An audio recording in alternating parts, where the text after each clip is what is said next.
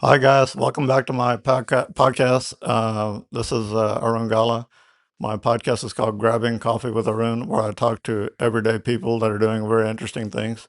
Today, my guest is Robert Land. He's the host of Houston Sports Talk. It's a very popular podcast here in Houston. Uh, Robert, just to get started, how did you get into sports talk? Well, I went to sports journalism at the University of Missouri. Well, journalism at the University of Missouri. We think it's the best journalism school in the country. Just an incredible experience there. I grew up in Houston, but my mom's from Missouri, so she knew about the journalism school. And, after coming out of broadcast journalism at Mizzou, I spent time working in television in Little Rock and in Memphis, uh, starting off in news and then getting into sports as quickly as I could because I always loved sports. I was a sports fan from the time. I don't remember a time where I wasn't. My family says that I was quoting stats when I was 4 or 5 years old. So I was into it right from the get-go. But, grew up, of course, in Houston. So I was a fan of all the Houston teams and lived and breathed them, and then You've eventually been made my way back here to Houston and worked in television here for most of the last 24 years. Oh wow, was it a local channel or?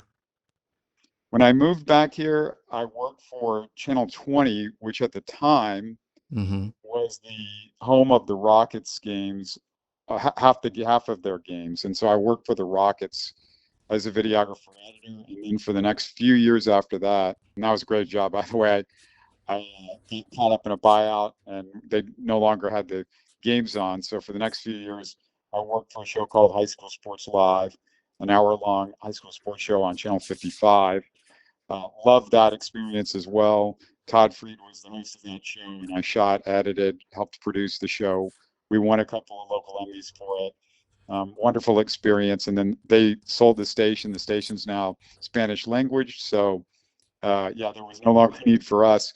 And then worked for a couple of years, actually in my alma mater, Strake Jesuit, as the head of the television department. And then spent the next several years working for a couple of high school shows, Inside High School Sports, that's aired a couple different stations over the years, but mostly over at Channel 11. Mm-hmm. And then also just was freelancing. Todd had another show called High School Sports Zone. He's still doing, helped him out sometimes, and also a couple of statewide shows through Fox Sports Houston, which is now Bally's, but I worked a couple of shows that they did as a freelancer. So just a wide variety of stuff. And I've freelanced for the, covering the Astros and the Texans over the years as well. So just a wide variety, just anything sports related, in videography, editing, producing, and even reporting. So a Man, little bit of a mix. yeah, you did a lot. I was thinking about Gifford Nielsen when you mentioned Channel 11. I wonder whatever happened to him. Yeah, I think he got more into his Mormonism. He started working for the Mormon Church overseas, and I haven't heard what he's up to now, but I assume he's still working for the Mormon Church. Of course, he's Mormon, came out of BYU as a quarterback, but yeah, super nice guy. I mean, incredibly good guy. And I can just tell you, and I've said this on my show many times, because I've interviewed so many of the people that I grew up with and the old timers in sports journalism in Houston. They've all been fantastic to me. I mean, just the nicest people. Mm-hmm. Um, Really, we've been very lucky to have sports covered by not only really talented people for the Houston Chronicle and the TV stations and the radio stations, the guys that have been around for a long time, but also just they couldn't be more kind and more helpful. And if I ever needed anything, they have always been there for me. In fact, Greg Lucas, who worked Astros and Rockets for years for Fox Sports Houston, and going back to even I think Houston Sports Entertainment (HSE) back in the '80s. He's now retired, but I just got something in the mail from him that he wanted me to see about podcasting. Mm-hmm. So that tells you how nice a guy Greg is, and Greg's done me a ton of favors over the years. So yeah, it's just been a wonderful experience, and just about my Houston Sports Talk podcast for people that don't know about it. In a couple of weeks, Houston Sports Talk, we're celebrating 12 years. It's Oh the my longest God, it's running. been a long time. But Yeah, you longest. you do a really good job, Robert. To be honest with you, kind of get to the point of it and kind of give a summary and all that. So. Yeah, no, it's I really appreciate it. It's been a labor of love. Podcasting is not typically something that you want to get involved in if you want to make any money. It's just very difficult. Hmm. But I do it out of a passion for the show, and I always wanted to do sports radio, but that's incredibly hard to get into, and now it's almost impossible to get into. So it's the longest running weekly Houston sports podcast. I've posted around 1,700 episodes, had over Wow. 350 guests now, and for a year, the show was actually on a local radio station. That station is gone, but we had a good time being on radio for a little bit. And some of the guests over the years, again, for people that haven't listened, and if you go to my YouTube channel, you will find a Houston Sports History and Memories playlist where I have over 200 conversations that you can listen to anytime because they're about, Astros, Oilers, Rockets, Texans history. Longer, some of them are longer conversations, some of them are just clips from different stuff. But I've talked to Jose Altuve, Carlos Correa, Kelvin Sampson, Calvin Murphy, Case Keenum, NFL Hall of Famers Robert Brazile and Elvin Bethea. Actually had on Simone Biles over a year before her first Olympics. Wow. I had ESPN's Mina Kimes a couple of years before they had put her on all of their talking head shows on ESPN. I had no idea she was going to be something. I knew Simone Biles was going to be special and going to be the talk of the Olympics, but Hmm. Mina I had no idea about. She'd done a story on a Houston Cougar basketball player that I thought was fantastic. So I just emailed her and I said, "Hey, would love to have you on talking about this." And she was nice enough to give us a few minutes back then. I've also had on, like I said, most of the major media names locally, the John McClains, Randy McElroy, Matt Musil, Richard Justice, Hmm. pretty much anybody you can name from the Houston Chronicle, What was the frankly. guy? What was the guy's name before Randy McElroy? I can't think of it. Craig Roberts, right? Oh yeah, no, I didn't mention, yeah, Craig. Craig I worked with actually for a Hmm. few years. He was working with me at Channel 55. He had a show on that station called Sports Off Center that was kind of funny and sports Hmm. related, a little bit of a goof show. And if you remember Craig, if anybody's old enough to remember, Craig started Sports Sunday, which the whole idea of these nightly shows on Sunday night after the newscast, these 30-minute sports shows, that Hmm. was Craig back, I think I want to say it's the early 80s when he started all that. And Craig, he was always great to work with, always hilarious, one of the funniest guys you'll meet. And Right. so, yeah, Craig's been on the show. Yeah, so many of the old timers. For people that know their history, the Kenny Hance, Mickey Herskowitz is one of my favorite interview subjects who'd worked for the Chronicle and Post between Hmm. 1952 and early 2000s, 50 plus years, and Wow. he's written uh, so many biographies, not just of sports people, but of political figures and well uh, well vast authorship of different people, Mickey Mantle and Nolan Ryan, those type of books. So yeah, just it's been a hell of a ride, over the years with doing all this stuff, and just you know, been fortunate just to get a chance to talk to a lot of the people that were my heroes growing up as well. Some of the older ball players, some of the Astros from the 80s, 90s, and beyond. So yeah, it's been a really incredible story Did for you me. ever have Dan Pastorini on? I think you did at one time, right? Yeah, the Oilers. I've had Dan Pastorini and Mike Barber. I Hmm. mentioned Bethea and Brazile. Steve Brown was just on with me recently, who was with the Oilers cornerback throughout the 80s, and Yeah. he's got a pretty incredible, story with the Oilers, but also it was fun to talk to him about his sister, who Hmm. was on Miami Vice, who was in the movie Oh 48 yeah. Hours. And Uh-huh. yeah, he just had some great stories about getting a chance to meet Eddie Murphy and all this stuff. So yeah. Hmm. Yeah, Robert, are these people difficult to get or what? I mean, because I'm just starting out, so are they? It's I think it's probably getting harder and harder because when I started, there wasn't all these podcasts around, so they might not have been asked this stuff. If you're getting the older athletes, that they can be much easier. When I was getting more current athletes, Mm. um, many of the Astros and the Texans, I had credentials at that point, so I could get them. The radio station helped me get credentials to the Astros and to the Texans, and so I was doing that for a while, so I could get those. The media people, that was not too difficult because many of them I had known from covering sports over the years here in Houston, and you know that obviously was not as difficult. But yeah, the athletes are, yeah, it's difficult. If it's a current athlete, it's nearly impossible. You got to typically run it through the franchises to get them, maybe. But um, yeah, I just feel at times that it's more fun to interview the athletes that have long been retired, because the Yeah, it stories that is. they It can is. tell are Yeah. much more honest than what the That's- typical athlete will tell you. Well, let me ask you this. I'm dying to ask you this question. What do you think about the chances for the Astros to get in the playoffs and win another World Series? Getting to the playoffs is good because, as we speak, they're, I think, a game and a half up, and they just got to beat out Seattle, and there's still spots even if they don't beat out Seattle, if they have a good enough record. Hmm. I'm just wondering if their pitching can get it together, because for them to win in the playoffs, the pitching is, imperative. And right now, you just wonder what's going on with Fromber. He's been terrible, but I think he can turn it around.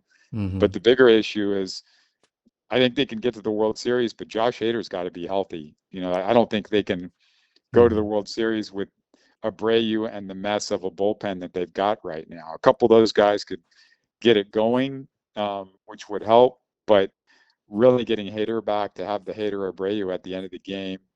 And then it's also big. They got to get either Eric Getty or Garcia or Javier, some of the guys coming back from injury, Hmm. to start playing much better than they have been. So, what do you think about Carlos Correa's move? I didn't particularly like it, but what do you think? I mean, I love it for this year, with hmm. Paredes likely not playing again this year. Hmm. I just don't know where that leaves him next year, because Paredes was going to be a better contract next year, He's coming back. and Correa wants to stay at third base. So, then you have to get rid of Paredes, and I don't know what he's going to get you on the market, but I just don't know what they do with that, because he was an incredible value, Hmm. um, as an under control guy for the next couple of years. At not that big of a price. Correa is, of course, way more expensive. He's not quite as expensive as Christian Walker or the Rayu contracts, but pretty close to that. Yeah. Hopefully the Correa that we're seeing right now is more what we'll get than the Correa that we've seen 2 of the last 3 years, I think, in Minnesota have not been as good. So we'll see. Right. Right. Let me move on and ask you about Kevin Durant's move. What do you? What are your thoughts on that? There is literally nothing wrong with it. It's perfect move, and I was not a fan of Jalen Green. I was one of his harshest critics for most of the time. If Hmm. you listened, you know that. Right. but um, but yeah, no, I just that they got out of Jalen's contract that I thought was really bad from this year moving forward, potentially 3 years at $100 million, and I just did not like a lot about his game, and thought it wasn't helpful as far as winning, and he wasn't a clutch guy either. And then you get rid of the Dylan Brooks contract. That I didn't have a problem with Dylan Brooks. The money did not bother me, but Hmm. I thought this was perfect because, Dylan, you've got 2 years left, and the Rockets have guys that do what Dylan does. And, to get off of Dylan's money and replace it with what they got in Kevin Durant Hmm. is pretty amazing. And Dylan, he can be brain dead. He can do stupid things out on the floor. I don't like fouls for foul's sake, which he does a lot of times. But Durant, I don't know what they're gonna. do beyond this year with Durant, but even for just this year, to Hmm. have Kevin Durant and a chance to make a run in the playoffs with everything else that they've got, and Durant feels like the exact guy that they need at the end of games that they just didn't have last year. And it's not like, Şengün is terrible at the end of games, but Durant is one of the 20 greatest, end of game players of one of 20 greatest players of all time in Right, they NBA got history. Capella back too, right? I think I saw that somewhere. Yeah, no, Capella is going to be back. He's basically a third center, sort of a Steven Adams substitute if they need uh, Hmm. help there in case Adams gets hurt, or they're not going to play him in back-to-backs again this year because of his age and injury history. Yeah. So let's move on to the Texans. Robert, what are your thoughts? I mean, the season is fixing to start pretty soon. So. I'm excited as I can be about the Texans. I mean, they have about as deep and loaded a roster as I've seen the Texans have since day one of the team's existence. They just look loaded at practically every position. I'm incredibly excited from what I've seen about Nick Caley and the new offensive line coach Popovich and what those two guys have done to change what's going on with the offensive line, the run blocking. Hopefully, the play calling we'll see a big difference, giving control to C.J. Stroud instead of it being an offense where he doesn't have as much control over the offensive line, or Mhm. the play calls and stuff like that. So all of that is tremendous. The defense should be one of the 3 to 5 best defenses in the NFL at worst, unless there's Wow. just a spate of injuries, which I hate to say that, but after watching the Astros lose their entire franchise this year to injuries, you never know, and football is football. But yeah, the defense is loaded. It's fairly deep at Hmm. most positions. The secondary, it's a little bit hairier there, but yeah, the Texans, I'm extremely positive. I think nationally, they're in the dark. They feel like the offensive line is going to take this major step back, and I just don't think they quite understand what happened last year with the offensive line and what the difference will be with the change of coaching staffs. So I'm assuming that the Texans are back in the playoffs because the division is easy, and then if they can put it together and get some luck with the injuries, there's a chance they can beat a couple of teams and end up in the AFC Championship game, which would be the first time a Houston NFL team would do that in 46 years. Yeah, I'm not used to you being so calm because you get pretty excited on the podcast. Let me ask you some totally unrelated question to sports. What do you think they should do about the Astrodome? Boy, that's tough. Is that a loaded question? I just don't know. I wish they could figure out a way to keep it and do something with it and make it sort of this museum, a Houston type sports museum. It would be fantastic if they could do something like that, or just something very creative. And I've seen some creative ideas, but there's just been nothing step forward. It's just I don't want to see it go because it changed sports. Before the Astrodome, there wasn't indoor baseball and football facilities. There wasn't a way to have games inside. They ended up inventing AstroTurf, which wasn't ideal and it has had its issues, but it's eventually led to better and better versions of it so guys can stay healthier and not get as much injured there. But it's history, it's Houston sports history, and frankly, the Astrodome put Houston on the On the map. on the map, yeah.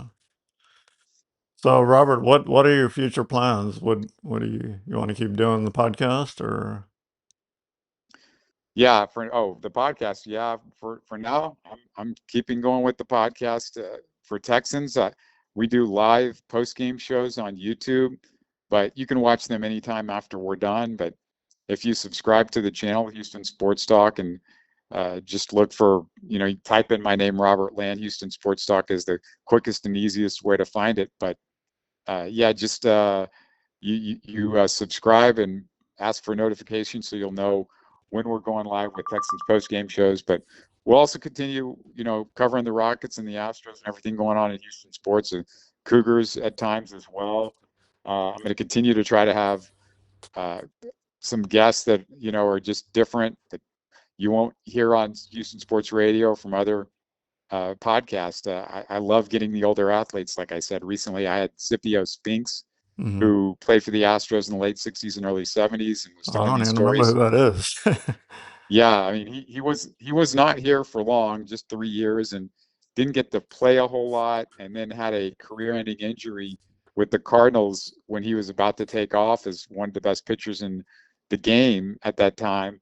But yeah, he played with and tells stories about playing with Larry Dierker and Cesar Cedeno and Joe Hmm. Morgan and Jose Cruz Yeah, I and remember them. Jimmy Wynn, Bob Watson, all these guys. So you'll hear those stories. He talks about stealing an Atlanta Braves mascot head, uh, and he got $1,000, including $500 from the Astros general manager at the time. I mean, the stories that he tells, and he also was an extra in a movie that portrayed Satchel Paige. He was, well, I should say an extra. He was a stand-in Hmm. for Lou Gossett, who was playing Satchel Paige in the movie, and so he got to meet and hang out with and play catch with Satchel. I mean, just so many fun stories, and like I said, just I'm probably the only person that's doing that type of thing, the only one that I'm aware of that enjoys interviewing these old ball players. So if you like the history, or if you're older, you remember these guys. But it's, to me, Right, the history is